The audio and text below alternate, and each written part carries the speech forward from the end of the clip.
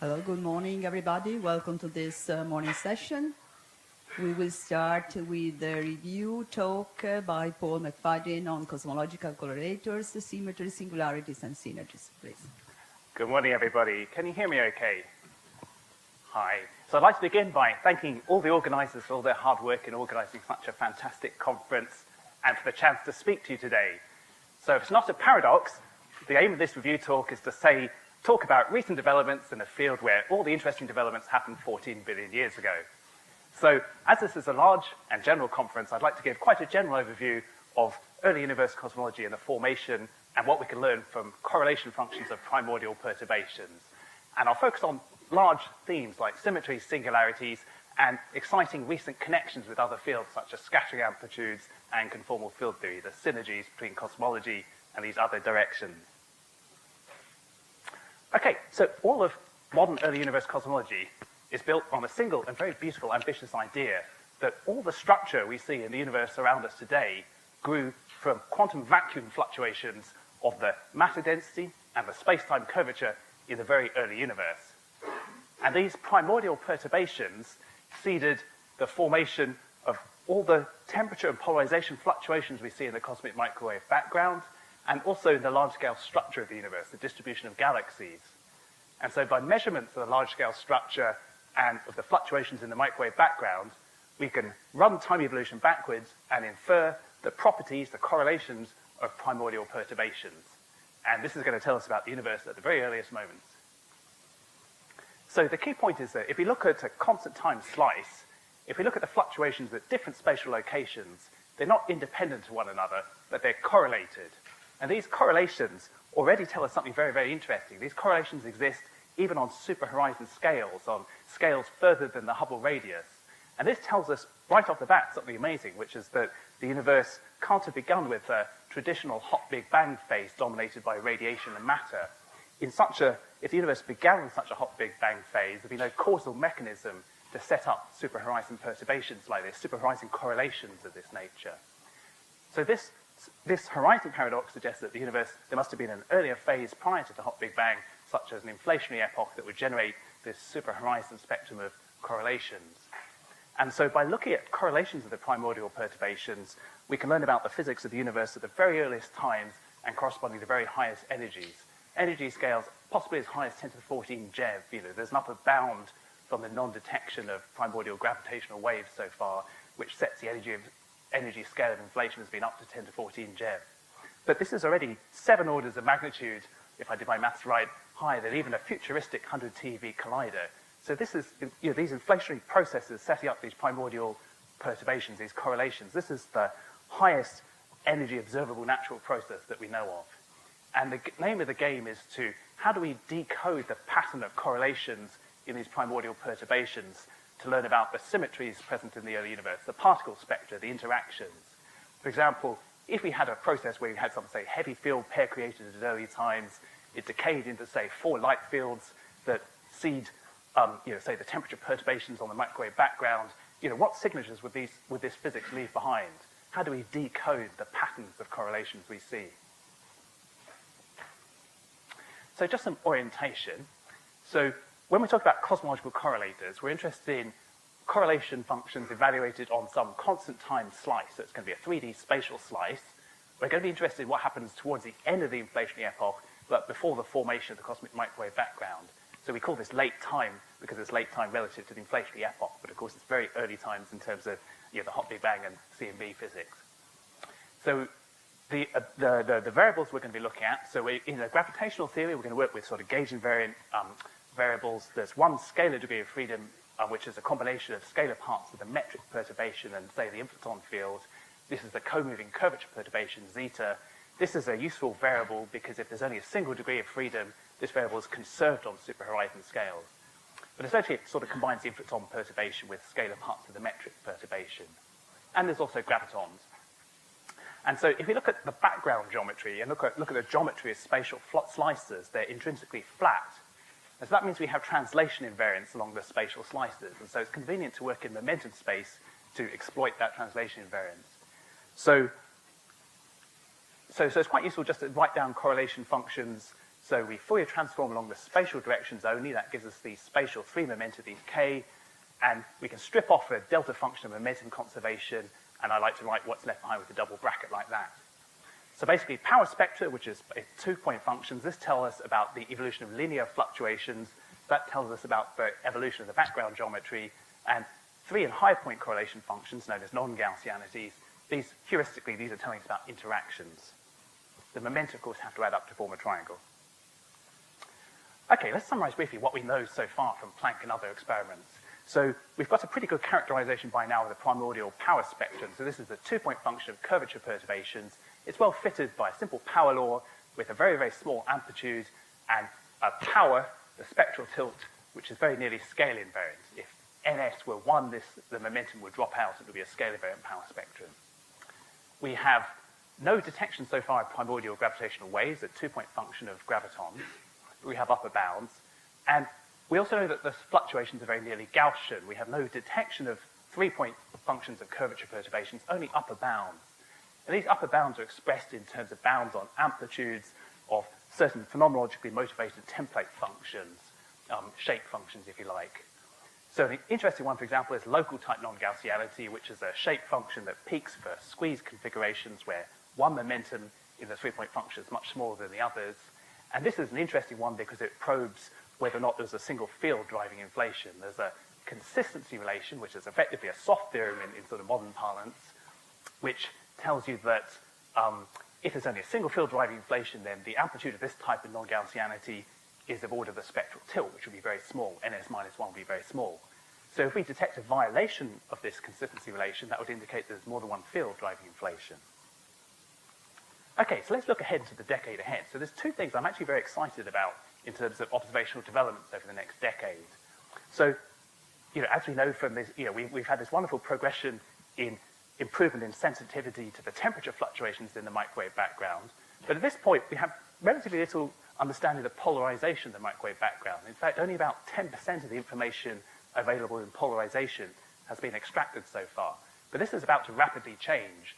We have 2 experiments currently ongoing, and the Simons Observatory has only just started taking data this year. 2 of the 4 telescopes started operating in April, I believe.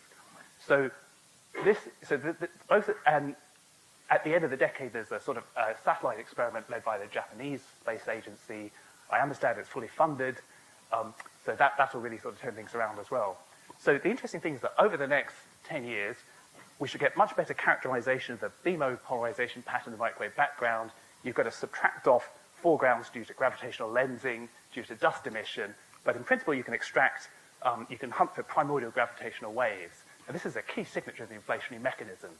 So there's going to be an order of magnitude improvement in the bounds over the next decade or so. So there's really a potential to detect primordial gravitational waves. The other thing that's really changing things right now, we're going to get far better grip on large-scale structure. There's new experiments just ongoing, DAISY and Euclid. They're measuring the locations of billions of galaxies, the spectra of hundreds of millions, out to very, very large distances compared to sort of historical legacy data, which only goes out to very small redshifts. So we're getting access to a vast amount of new information because we're probing a significant fraction of the past light cone, unlike the microwave background, which was formed at a particular time, and so just corresponds to a 2-dimensional shell of the past light cone. So there's a lot more information. So hopefully, in a number of years, we should have a comparable amount of information from large-scale structures we have from the microwave background. And a particularly exciting experiment is this one, SphereX, which is going to be launched, I think, in something like February next year. And it's really targeting, one of the key missions is to target this single-field consistency relation by looking at local type non-Gaussianity. So there's a possibility that it can even rule out all single-field inflationary models. So I think both of those are very exciting developments observationally in the field. Okay, so the plan of this talk is, first of all, I'd like to just quickly sketch the sort of 2 key formalisms we use and the sort of nature of the calculations we're doing when we're calculating cosmological correlators in an inflationary scenario. And I want to then sort of try and emphasize some of the key themes of these calculations. So one thing that I think that's a very important idea is if you look at the role of different special kinematic limits, because the physics simplifies in these limits. So I want to discuss these kinematic limits and the singularities that arise in these limits. And I also want to talk about the role of symmetry, in particular de Sitter symmetry. And then I'm going to try and summarize. So rather than pick only the most latest developments, what I want to try and do is give a slightly broader view of some of the key developments in the field in recent years, a slightly broader timeline because this is a very general conference. So I'll talk about a selection of sort of more recent developments and then summarize. Okay, so there's two main formalisms for computing correlation functions in the early universe. Let's start with the wave function of the universe. So basically, the wave function, it's a functional of the late-time asymptotic values of the fields, and it's the overlap between the initial vacuum state and this late-time asymptotic configuration. So I'll just write the inflaton field to keep the notation light. Really, we're doing a path integral over both the inflaton and the metric, but let's just write the inflaton to keep the notation light. Yeah, so we can compute this overlap using a path integral, a bulk path integral subject to certain boundary conditions. The boundary conditions are as follows. So at very early times, we want to be in the adiabatic vacuum, the Bunch-Davis vacuum. So that's this field going to 0 at early times, and there's an I epsilon prescription where we rotate the contour of time integration in a particular direction, and that projects things onto this vacuum at early times. You could also do this I epsilon prescription by giving momenta a small negative imaginary part, but it's often convenient just to do it by rotating the time contour. And at late times, the fields are falling off with some particular asymptotics, and we're specifying this late time configuration of fields. So just a reminder, in cosmology, tau is going to be the conformal time, so it runs from -infinity up to 0. So the end of the inflationary epoch is conformal time running to 0. And if we want to compute correlation functions of the late time fields, then we need to do an additional path integral over the value of these late time fields, weighted by the modulus squared of the wave function. And then there's a normalization factor in the denominator. So just as we do in quantum field theory, it's convenient to take the log of the partition function and expand it in connected correlators times powers of sources. It's the same idea here. You can expand, when we work in perturbation theory, we can expand the logarithm of the wave function in powers of the late time fields, and instead of correlation functions, what pops up is these wave function coefficients here. So this is really the definition of wave function coefficients. And when you do that path integral, this one here, then you find that there's relations between the late time, the correlation functions and the wave function coefficients. So, for example, basically 1 over psi 2 is like a propagator, psi 3 is like a cubic interaction, and then we've got sort of 3 propagators there in the bottom. The real part of wave function coefficients is coming up because we were taking the modulus squared of the wave function.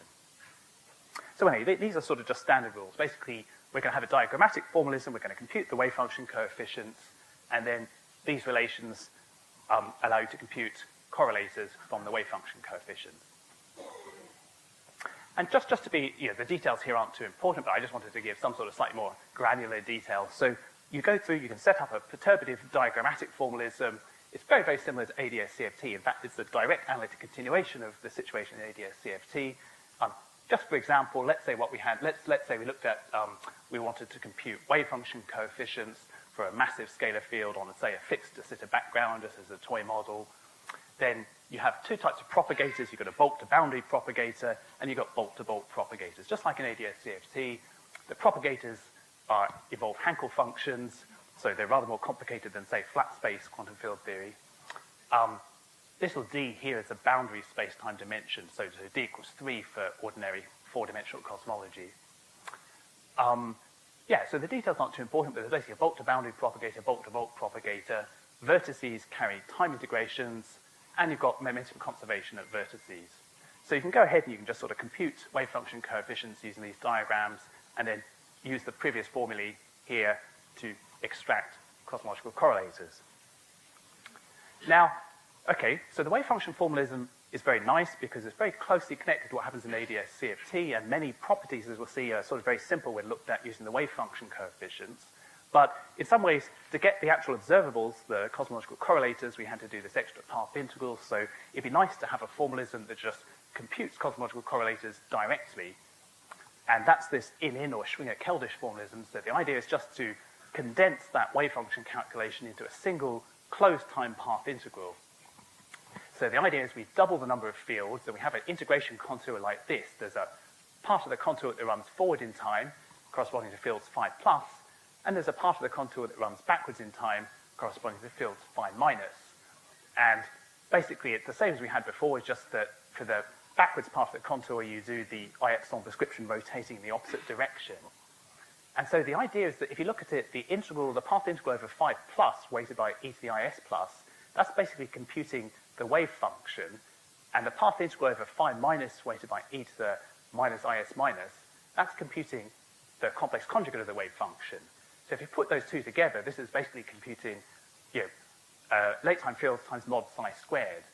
But when you do this path integral, there's also a constraint, which is that the two fields have got to match. They've got to coincide at late times. So it's a constrained path integral, and it leads to a diagrammatic formalism very similar to the one for the wave function, except that you've now got two different types of vertices. You see, vertices could be located either on the forwards contour or the backwards contour, labeled by plus and minus. So because there's two types of vertices, there's now many more types of propagator. So there's two types of bulk to boundary propagators, according to whether you go from the boundary to a plus or to a minus vertex. And there are four types of bulk to bulk propagators, according to whether you connect to plus plus, plus minus, minus plus, or minus minus vertices together. I won't give you the detail formally, but they just involve Hankel functions similar to the ones we were just looking at for the wave function. So you've got vertices of two types, and when you compute diagrams, you've got to sum over all possible types of vertices that can appear. So like an exchange diagram, there'll be four terms coming from whether you have plus plus, plus minus, minus plus minus minus contributions. So it's a little bit of a more complicated formalism. We've increased the number of propagators, but the advantage is that you're computing cosmological correlators directly. You don't need to sort of go by these extra steps like in the wave function. There's a very nice review actually by Shingang Chen and collaborators on this Schwer-Keldysh formalism. It's highly recommended. Okay, so there's this diagrammatic formalism, wave function or in formalism. We can compute correlators using either approach. They're related, of course. What are some of the features of the calculations that emerge?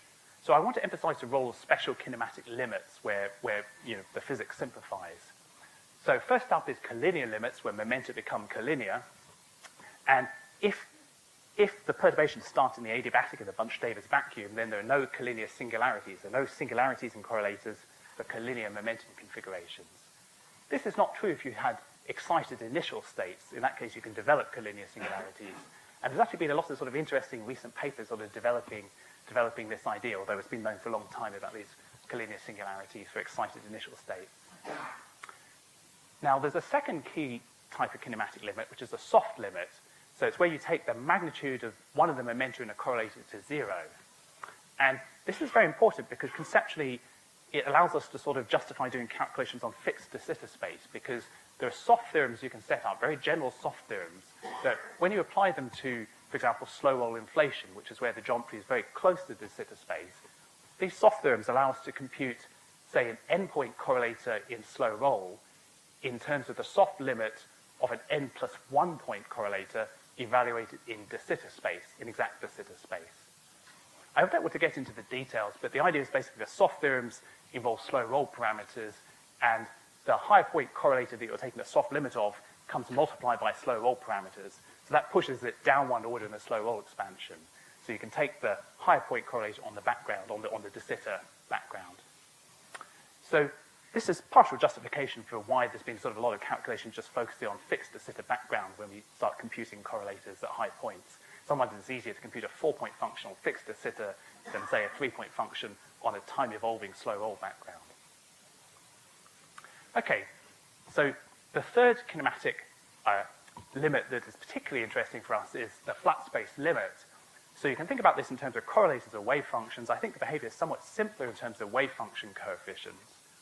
So if you take the flat space limit of a wave function coefficient, then what you find is there's a singularity which goes as inverse power of some, so there's this recently emerged convention in cosmology to call the momentum magnitudes energies. It's not quite correct physically, but it's very convenient terminology. And we'll see why this is a motivated terminology in a sense just in a second. So correlators, they depend on the three momenta, where we do the Fourier transform of spatial slices. The magnitude of these momenta, people are calling energies for reasons we'll get to. if you analytically, so energies are always positive in any physical correlator, but you can analytically continue into the complex energy plane, and you can continue such that sums of energies vanish. And in such limits, this is really the flat space limit, you find that there are singularities emerging, and the coefficient, the residue of those singularities, are flat space scattering amplitudes in the bulk space-time dimension, so in 4 dimensions. And you can sort of see how this works. Actually, I'd like to sort of try and sketch how this works, because I think it's accessible. So the first situation will be a total energy singularity. So if we look at all the external legs in a correlator, the sum of the magnitudes, momentum magnitudes, so the sum of the energies, is capital E. So we're looking at a limit where the sum of all these external momentum magnitudes goes to 0, and you find the wave function coefficient, there's an inverse power of the energy, and then in the numerator, there's a flat space scattering amplitude. So the precise power P here, you can fix it by dimensional analysis. It just depends on the number of derivatives in the interaction. It depends on the dimension of the field and so forth. The flat space scattering amplitude is the interesting part. So okay, a 4D scattering amplitude, we need null momenta. So you can construct it by taking the 3D momentum on spatial slices, and then you add a time component, which is the magnitude of the momenta. In other words, the energy. This is where that terminology comes from. So I can make a null momenta out of the spatial 3 momenta like this, and ordinarily, so you've got momentum conservation, but you don't have energy conservation, except in this flat space limit where E goes to 0. So the idea is that you can go from 3D spatial momenta to construct 4D null momenta, and in a flat space limit, you get energy conservation as well as momentum conservation. So indeed, it behaves like a scattering amplitude. I'm just being a bit heuristic here, but I want to get the intuition behind this flat space limit. And so, okay, so where does this singularity come from? Well, again, there's quite a simple way of understanding it. If you look at the propagators, we were talking about the propagators earlier being Hankel functions, but at very early times, those Hankel functions just behave as exponentials. And so if you have a diagram, you've got products of these propagators which are going as exponentials, and in the exponent, you've got the sum of the magnitudes, which is the total energy, and then you've got various sort of powers of time coming from the, where the scale factor appears in integrals. And so the point is, when the energy is non-zero, this integral is suppressed by the I epsilon prescription. But if you look at the limit where the energy goes to 0, then this integral is no longer suppressed, and so you get a divergence, which is this singularity in the energy here. Okay, so essentially you can sort of see from the early time behavior, wave function coefficients develop singularities whose coefficient are flat space scattering amplitudes in 4 dimensions. And I just want to emphasize again, these aren't physical singularities. They can only be reached by analytically continuing the energies into the complex plane. And what's actually even more interesting is the same thing happens. So as well as a total energy singularity, you can have so-called partial energy singularities, which is when the sum of the energies, the momentum magnitudes, entering a single vertex goes to 0. You could be a bit more general. In fact, it's the sum of the energies going to any connected subdiagram more generally. So I think actually the nicest way to think about this is in terms of a cutting rule.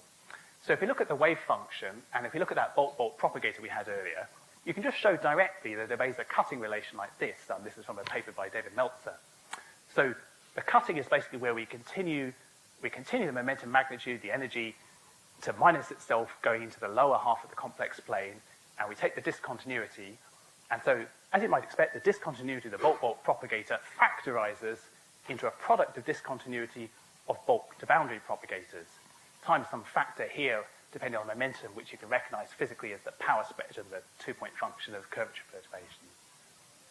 Okay, so this is just a cutting rule. You can just prove it directly. If I use this cutting rule on, say, an S-channel exchange diagram for the wave function, for the 4-point wave function coefficient, so basically the discontinuity of this diagram factorizes into a product of 3-point discontinuities.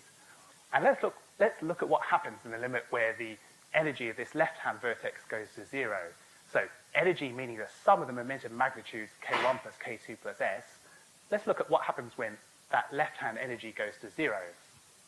So if we look at the discontinuities on the right-hand side, the one that's affected here is this first one involving k1, k2, and s. So from the definition, we've got psi3 minus psi3, where we analytically continue s to minus s in the lower complex plane. Now, so when the left-hand energy goes to 0, this you recognize is a 3-point total energy singularity. So this behaves as a 3-point amplitude divided by energy left at some power. But the other part of the discontinuity is regular. It gives you no singularity because you see S has gone to minus S, and so E left going to 0 is in fact now a collinear singularity for this guy here, and there are no collinear singularities. Sorry, E left going to 0 is a collinear momentum configuration because K3 is minus S, which is K1 plus K2. So that's K3 is K1 plus K2. So that's a collinear configuration, and there's no singularities in collinear configurations. So this term drops out, and the singularity comes from the total 3-point singularity like this.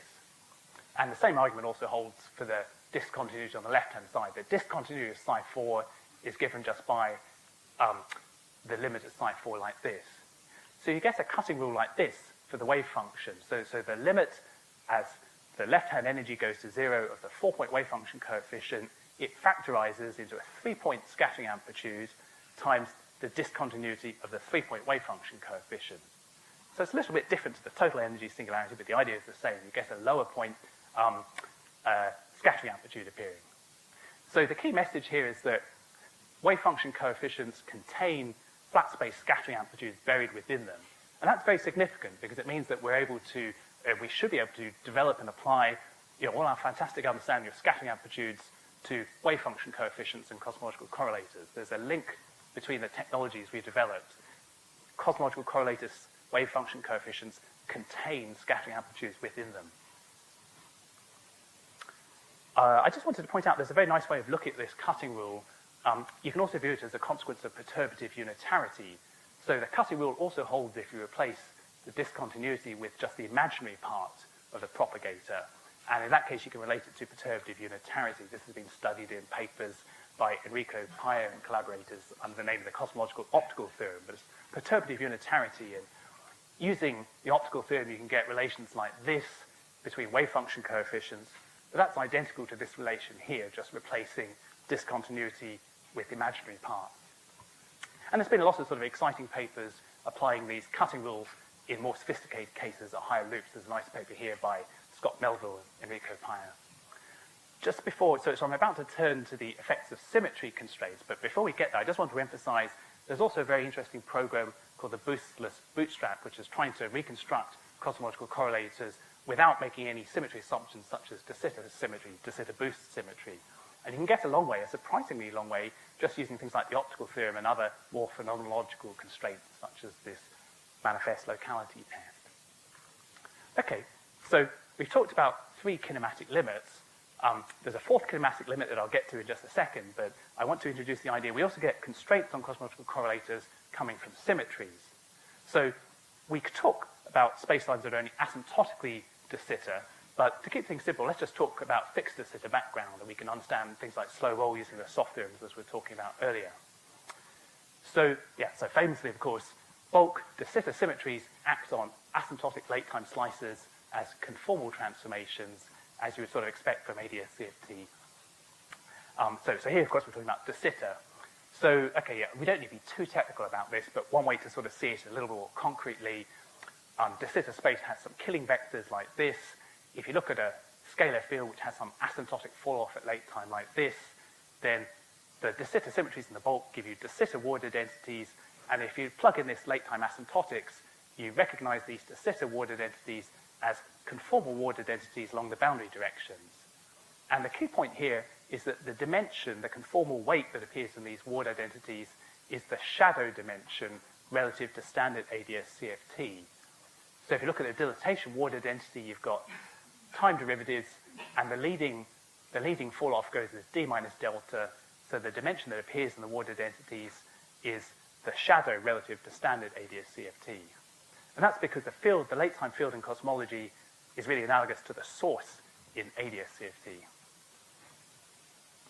Okay, so the key point here is that cosmological correlators, at least for general dimensions in the general case, they obey the same kinematic constraints as conformal field theory correlators involving fields of the shadow dimension.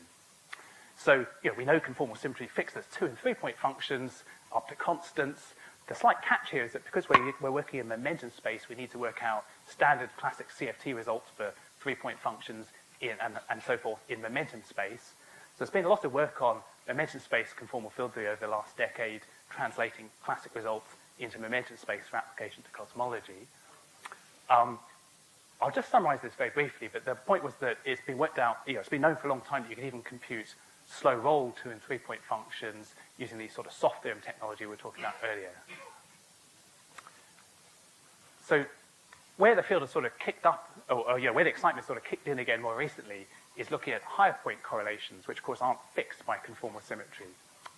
So I'd like to sort of sketch how to compute or how to understand this, what happens, if you look at a 4-point function on the Sitter space and you want to see what are the signatures of exchanging some heavy field, say a heavy scalar, and you can do the calculation directly, but there's a nice way to understand the physics of what's happening just by thinking about this process in terms of the operator product expansion, the OPE. So I'd just like to sort of sketch that to give you a sort of quick and dirty way of understanding what the physics looks like for these so-called cosmological colliders. So if you think of conformal field theory, let's say we've got a 4-point function of external scalars exchanging a field, a scalar of dimension delta x. You can use the operator product to work out what happens, what the leading contribution is in the limit where points x1 and 2 come together and points x3 and 4 come together. So if you use the OPE twice, you get this sort of behavior. And if we look at this now in momentum space, this corresponds to a limit like this, where S, which is the sum of K1 plus K2, goes to 0, and then K1 and K2, their magnitudes become the same, and K3 and K4, their magnitudes become the same. So if you translate this double OPE limit into momentum space, it corresponds to these. This is often called a sort of collapse configuration like this. So this is really the fourth kinematic limit in our categorization earlier. So if I'm interested in the exchange of a very heavy scalar, one whose mass is much larger than the Hubble scale, then the corresponding conformal dimension is 3/2 d over 2 plus or minus an imaginary part like this. It depends on the mass of the field. So what I'd like to do is I'd like to sort of compute, using this OPE calculation, what I expect for the limit of the 4-point function in this OPE limit where S, Mandelstam S, goes to 0. So let's say we've got 4 external fields of the same dimension. It's the shadow dimension relative to standard radius CFT. And we've got 2 fields, plus we've got 2 dimensions, delta plus and minus. And in each case, we've got this term here coming from the OPE. So that just gives us this result here. This term comes from exchanging delta plus, and the complex conjugate term comes from exchanging delta minus. And there are some coefficients that depend on the scaling dimensions, and to work those out, we need to do the calculation carefully. But just from the OPE itself, we've got 2 terms. We've got this one and the other one from exchanging delta plus and minus. And this is enough to see the key physics, which is that you see oscillations occurring. If you look at this term here, so you should think of this as exponential of the logarithm of the momentum ratios. This is the same thing, just rewritten. But if you look at this, you see I've got an exponential of I've got a complex exponential of the logarithm of the momentum ratios, and I've got its complex conjugate. So if you add those two together, you've basically got a sinusoidal oscillation in the logarithm of this momentum ratio. So here's a nice plot I've borrowed from a paper by Nima, Daniel and company. So here's the momentum ratio on a logarithmic scale, and you can see that in the soft limit as s goes to 0, you're getting these oscillations coming from this exponential plus its complex conjugate, giving a sinusoidal oscillation. And we're using the OPE in the limit as s goes to 0, so we're just sort of predicting this part of the plot here. Okay, so the key idea is just from the operator product expansion and for the fact that very heavy fields, there are, at late times, instead of power law asymptotics, you have 2 oscillatory behaviors which correspond to 2 complex scaling dimensions. The OPE gives you 2 behaviors, this term and its conjugate, and that gives you an oscillatory signal. So that's a key thing because you can read off, for example, the mass of the heavy field exchanged from, you see mu here depends on the mass of the heavy field exchanged. So from the frequency of the oscillations, we can read off the mass of the particle, and we can also repeat this kind of calculation for exchange of spinning fields. In that case, you get an angular dependence as well. So you can probe the mass and the spin of a heavy exchange field from the oscillatory signatures you get in this OPE limit. And that's the sort of key idea behind this cosmological colliders paper. For very heavy masses, you find these coefficients, when you compute them in the full calculation, they're exponentially suppressed. And that makes sense because for a very heavy field, you should be able to integrate it out and use an effective field theory description. So the effect is most pronounced for masses of order the Hubble scale. Higher than that, you can integrate out the heavy field and use an EFT description. Okay, so that kicked off a lot of recent developments in the field. One thing that's very nice is there's a very cute way of sort of understanding that previous calculation in a special case, which is we look at the case of conformally coupled scalars. And this is a very important special case, as we'll see, because the Hankel functions reduce to ordinary plane wave exponentials, and the physics becomes much closer to the physics of amplitudes. So this is a very important sort of toy starting place from a theoretical perspective. So there's a nice way of recovering those collider signals just by bootstrapping the Casimir equation. So in ADS-CFT, it's been known for a long time that you act with the quadratic conformal Casimir on two legs of an exchange diagram. It collapses to a contact diagram. You know, in ADS-CFT, if you take the Casimir operator, which is an operator in the momenta, it becomes in the bulk, it becomes the ADS box operator in the bulk, and that collapses a bulk propagated down to a delta function. So the same equation holds in de Sitter space. You can act with a Casimir on a de Sitter exchange, collapse it to a contact diagram. And in general, okay, this is a difficult equation because this Casimir operator is a partial differential equation in two momenta. But for conformal scalars, a very special thing happens, which is that this partial differential equation collapses to an ordinary differential equation, which makes it relatively straightforward to solve. So that happens because for conformal scalars, bulk to boundary propagators reduce from Hankels just to exponentials. And you can see that if you look at, say, the left-hand vertex, you've got ETI K1t plus times ETI K2t. So basically, the momentum dependence is just K1 plus K2.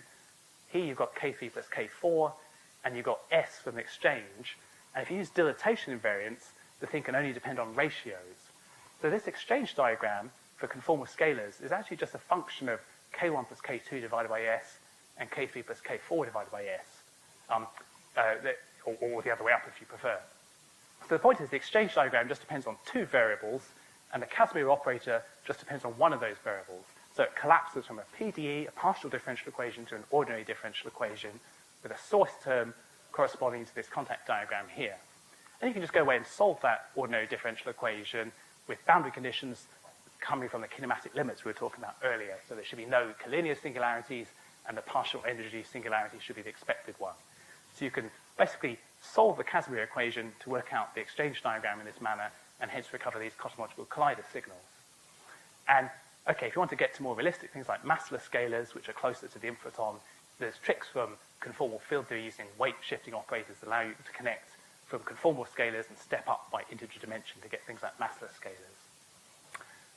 I should also emphasize, you don't need to go through this procedure. You can also just compute these de Sitter exchange diagrams directly for all sorts of masses and spins. And I think the best way to do this is to use the Mellon space representation developed by Charlotte Slight and Massimo Toronto. We'll have talks about that later today in the parallel sessions. So in many ways, you can also just compute the thing directly. Okay, let me just mention briefly this. I just wanted to point out there's been two very recent papers actually looking for these cosmological collider signatures in current data. Perhaps unsurprisingly, of course, they haven't found anything because these signals are suppressed by slow roll parameters. It'd be difficult to find them unless the couplings involved are unusually large. But I think they're very interesting papers, and it's an important question to set up, experimentally, observationally, how do we start looking for these signatures? And this is something we need to think much more about as theorists to help guide what is possible to find observationally over the coming decades. Okay, I'd like to turn now to another perspective on cosmological correlators, which is to connect them to holography and ADS-CFT. So there's been a lot of discussion in the much earlier literature about more general backgrounds, including gravitational back reactions, spacetimes that are only asymptotically de Sitter or asymptotically power law. To keep things simple, let's just talk about fixed de Sitter backgrounds for this talk. So it's been known right from the very early days of the subject that you can analytically continue fluctuations on de Sitter space to fluctuations on Euclidean ADS spacetimes.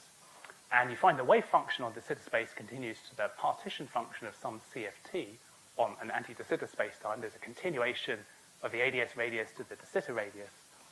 And the wave function propagators we met earlier in the talk for de Sitter space exactly analytically continue to the standard propagators in ADS-CFT.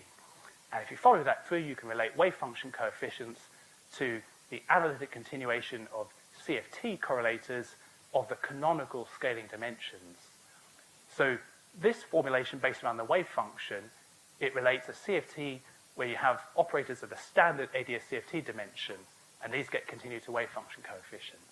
There's a long history of work in this direction. We've summarized some of it in this recent paper here. There's another very nice way to think about this, which is to think about things instead of the wave function formalism in terms of the Schwinger-Keldysh picture. And this is again developed by Slight and Serrano in recent papers. So you can actually map the Schwinger-Keldysh calculation of de Sitter correlators onto ADS-Witten diagrams, and the key trick is just to continue so remember the Schwinger-Keldysh formalism, you've got this forward branch, the plus branch, and the negative, the reverse time evolution branch, the negative branch, and you just have to continue the two contours. You have to continue the time to the radius in different directions for plus and minus vertices, which is what you expect consistent with the I-epsilon description. That's also a very nice way of thinking about mapping ADS to de Sitter.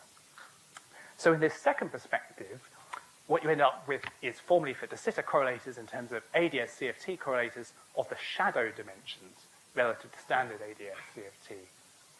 So Massimo will talk about this, I think, probably later in the parallel sessions, but a de Sitter exchange diagram has got a shadow symmetry, and so you find a de Sitter exchange is a sum of ADS exchanges where you've got both the standard dimension and the shadow dimension being exchanged. And there's particular coefficients that involve sign factors that I won't get into just now, but they'll be featuring probably in Massimo's talk. And there's even been you can even construct an ADS effective action where you double the number of fields and you add in interactions such that you reproduce these formulae. So you can get de Sitter correlators from an ADS effective action discussed in this paper here by Di Pietro, Gorbenko, and Komatsu. I want to throw a note of caution, which is that these formulae for de Sitter correlators in terms of shadow CFT correlators, they only hold in generic cases. For certain special values of the conformal dimensions, you find the infrared divergences. You get logarithms of conformal time. And in cases where these infrared divergences arise, these shadow formulae break down. They can't be fixed and renormalized. And that's not the case with a description based on the wave function and a CFT of canonical dimensions.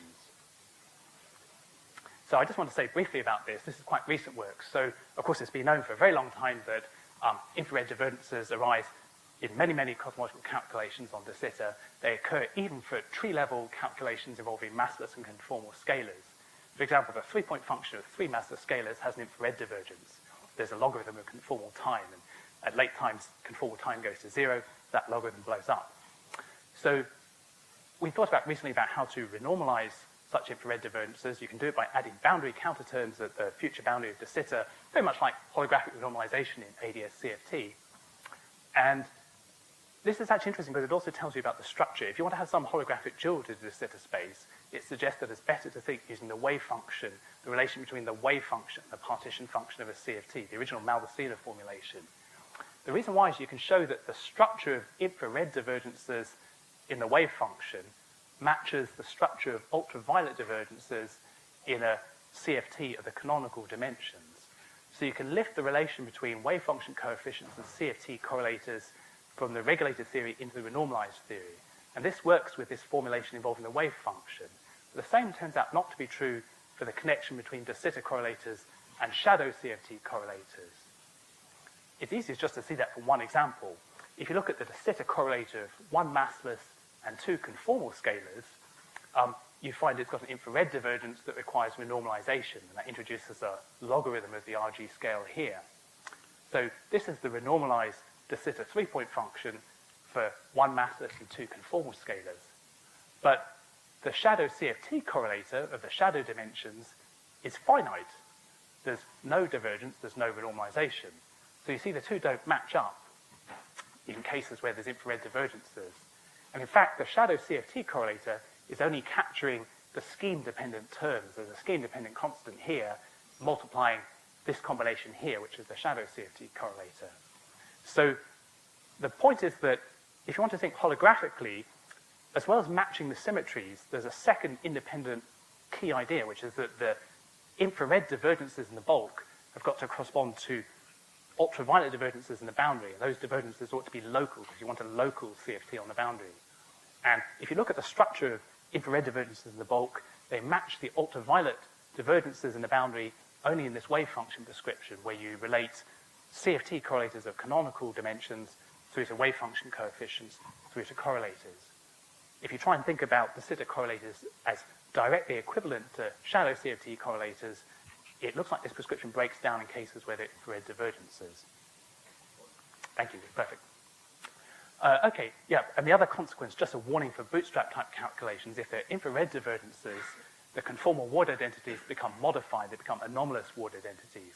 So if you're going to try and compute correlators using a bootstrap approach based on conformal ward identities, you better watch out. If there are infrared divergences, you need to use modified ward identities.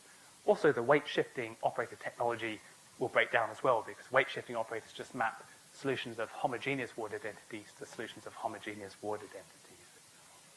Okay, so that's really a topic for a seminar in itself. As a final topic, I wanted to point out another interesting, very recent development. So we were talking about what constraints are there in cosmological correlators, and we talked about symmetry constraints such as de Sitter symmetry leading to partial differential equations that conformal ward identities. Here's an example of a more general idea of a similar flavor. So if you look at power law, Friedman, Robertson, Walker background, so basically just background metrics like this. So if this parameter, there's a parameter epsilon here, this is a constant. If epsilon was 0, this would just be de Sitter space. If epsilon is small, this is power law inflation. And if epsilon is sort of larger, then you can get matter and radiation domination backgrounds as well. There's a very nice work on these backgrounds for a toy model consisting of conformal scalars. And what we're going to see is that we're going to get a set of differential equations that cosmological correlators obey.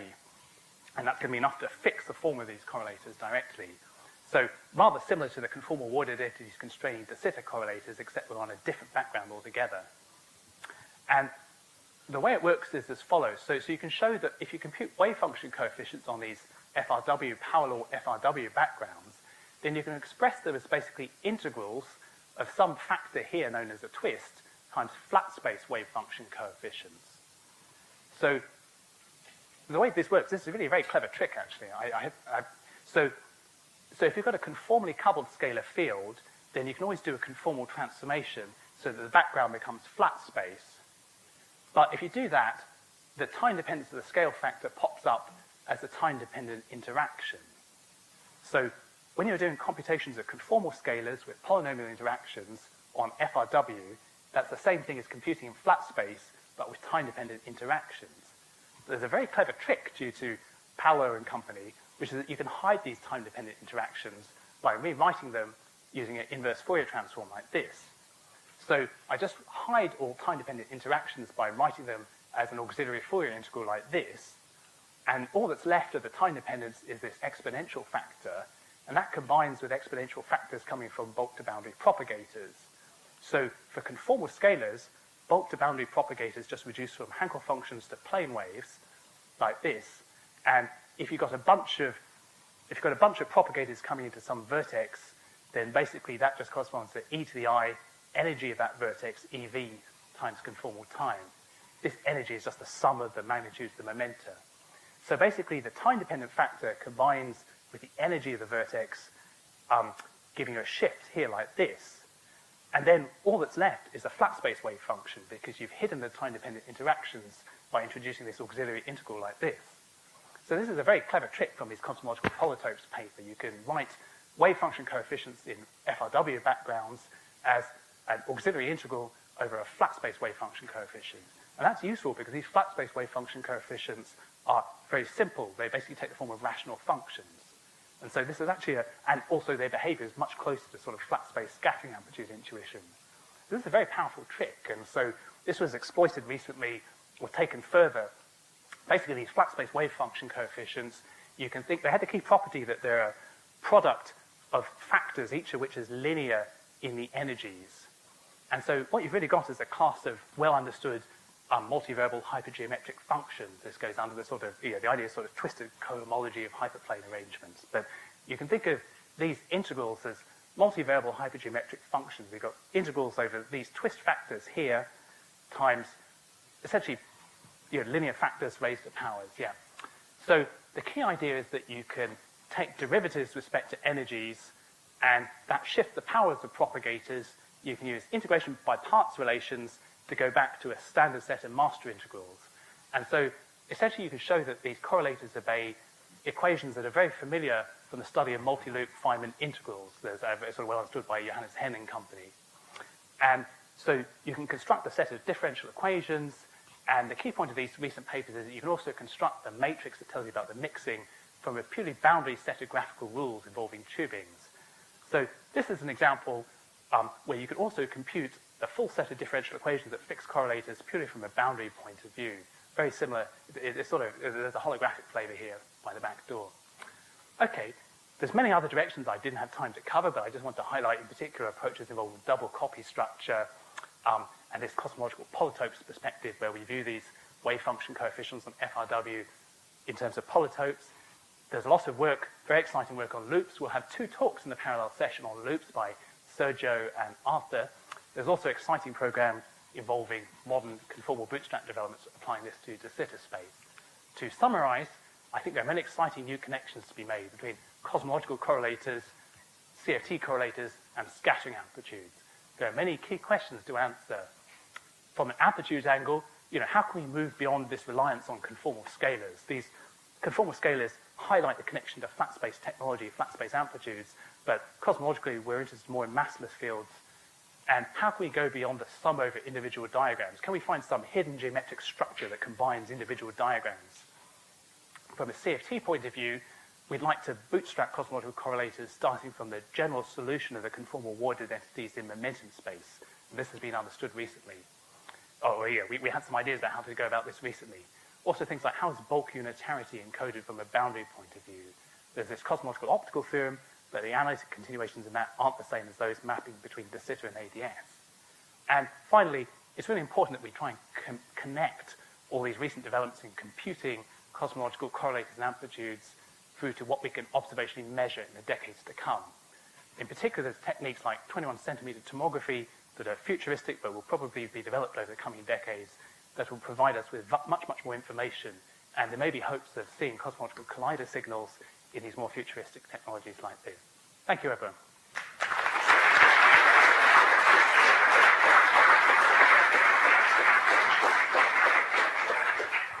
Thank you very much for this very, very clear review. Thanks.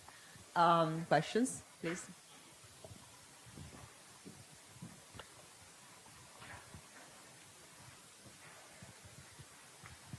Hi, Paul. Indeed, thanks very much. It was very clear. I mean, I have a sort of general question, which is that a lot what you talked about focused on tree-level amplitudes, tree-level processes. So can you say a bit more why it's expected that at late times there aren't like loop effects or even non-perturbative effects that are just as important? Yeah, I think that's right. Let's see. I think loop effect, there's these old cat questions by Weinberg, sort of loop effects are suppressed by factors of the Planck mass over the Hubble ratio. There's a sort of suppression effect. But yeah, that's right. It'll be, hopefully we can have more discussion in the talk in the parallel session by Sergio about loops. And there's certainly people in the audience who've worked a lot more about loops. It is very important to understand their effects, definitely, that's right. I focus just on tree-level correlates in this talk to sort of try and keep things simple. Other questions?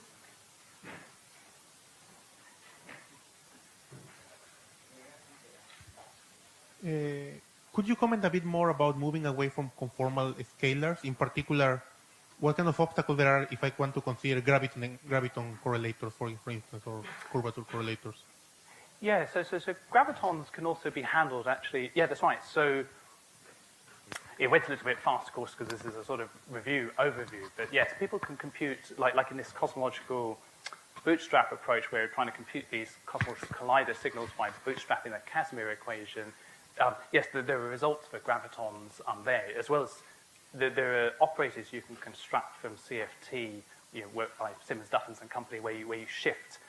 You can map from scalars through to spinning correlators, sort of spin-raising operators. So you can use these to sort of, along with the transverse Ward identities, the Ward-Takahashi identities, you can use these to try and constrain and compute, sort of bootstrap what happens for tensorial correlators. So this has been covered in the papers cited, the works by And of course, also in melon space technology, you can also compute all these spinning diagrams directly.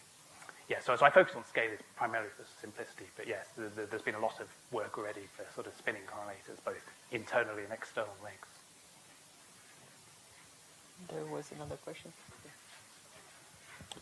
Sorry, in some sense, this is the same question, but just just to make sure I've understood, the emphasis on conformally coupled scalars is just because then you can put the computation in a flat half space and you don't really have to do it. Yeah, I think it's kind of a calculational crutch. I mean, the point is really it's a toy model that makes things as close to our amplitude intuition as possible. So because they're conformally coupled, you can do a conformal transformation that maps you from, say, an FRW background to flat space.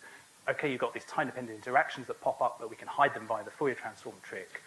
And then what's left is effectively a flat space wave function that has very similar properties to amplitude. You know, the singularities are simple poles and so forth. It's kicking everything into the boundary condition, I guess. It's kind of a toy, but I think conceptually the idea is this is a toy model where we can start doing all these amazing calculations at very high order, which is difficult to do in the more general case where you don't fix the conformal dimension or even just say a massless case. So I think it's more of a sort of toy model that's extremely calculable, and people have pushed that a surprisingly long way. I think in going forward we need to broaden beyond that. So there's one approach using weight shifting operators, but you've got to be a little bit careful. But this runs into trouble when you have infrared divergences. I think there should be a more general approach just using conformal symmetry. You know, we know what a 4-point correlator looks like in position space in CFT. We've got integral representations in momentum space. You'd like to bootstrap correlators just by using solutions of the conformal Ward identities for general dimensions. So I think one of the things I'd like to see happen in coming years is, you know, okay, we've got this wonderful conformal scalar starting point, but we want to generalize to more phenomenologically realistic cases like massless scalars, and we want to develop technology for doing this. So far, there's only these weight shifting operators, which is still somewhat sort of primitive. So yeah, I think it's kind of it's a toy model that's calculable, but we want to get beyond that to more physically realistic setups. And it's hard because as you move away from conformal scalars, our connection with amplitudes becomes less clear. You get propagators, which are Hankel functions. You know, so it's more technically complicated. But yeah, we should do this. I think the way to do it is to think about things in terms of conformal symmetry, I mean, from my perspective. Any other question? I have a simple question. Going back to perturbation theory, you mentioned you compute correlation function during perturbation theory, so presumably you have a small parameter. How it is related to cosmological data? What is this small parameter? Yeah, so I suppose the perturbation theory is the fact that if we go right back to the beginning, we were talking about measuring the primordial power spectrum, the 2-point function of curvature perturbations. The amplitude was 10 to the minus 9. So a curvature perturbation has an amplitude of 10 to the minus 5. So as far as physics of things like the C and B, we're basically interested in the properties of fluctuations that it's very near to linear theory. We've got linear fluctuations with very weak interactions. So in a scenario like the slow roll scenario, where the background geometry is close to de Sitter with a very slow time evolution, you've got these slow roll parameters that are telling you about the deviation from exact de Sitter space. And basically you find 3-point coupling, things like non-Gaussianities, correlations of 3-point functions and so forth. When you compute them, they come multiplied by slow roll parameters, which are basically the small parameter in your perturbative expansion. Okay. So one is just linear perturbation theory, and then the other is something like the slow roll scenario where you're looking at small deviations from de Sitter space. Okay, thanks. Okay, if there is no other question, let's thank Paul again.